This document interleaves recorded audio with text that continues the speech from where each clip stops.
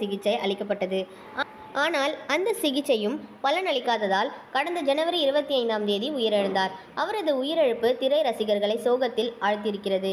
அவரின் உடல் பண்ணைப்புறத்தில் நல்லடக்கம் செய்யப்பட்டது. அப்போது இளையராஜா குடும்பத்தினர் சேர்ந்து பாடல்கள் பாடியது காண்போரை உருக வைத்தது. இலங்கை நண்பர் பேட்டி அளிச்சிருக்காங்க, அதை பற்றி பார்க்கலாம். இந்த சூழலில் இலங்கையில் பவதாரணிக்கு உதவியாக இருந்தவர் பல்வேறு விஷயங்களை சமீபத்திய பேட்டியில் தெரிவித்திருக்கிறார். தனியார் யூடியூப் சேனல் ஒன்றுக்கு அவர் அளித்த பேட்டியில், எனக்கு இந்தியா திரைத்துறையினரோடும் பழக்கம் இருக்கிறது. அப்படிதான் வெங்கட் பிரபு எனக்கு பழக்கமானார். அவர் ஒரு நண்பர் மூலம் என்னை தொடர்பு கொண்டு பவதாரணி சிகிச்சைக்காக இலங்கை வந்திருக்கிறார் என்று சொன்னார். சிகிச்சைக்கு வருகிறார் என்று சொன்னாரே ஒழிய என்ன சிகிச்சை என்றெல்லாம் சொல்லவில்லை. நான் இங்கு ஒரு ஊடகத்தில் பணியாற்றுகிறேன்.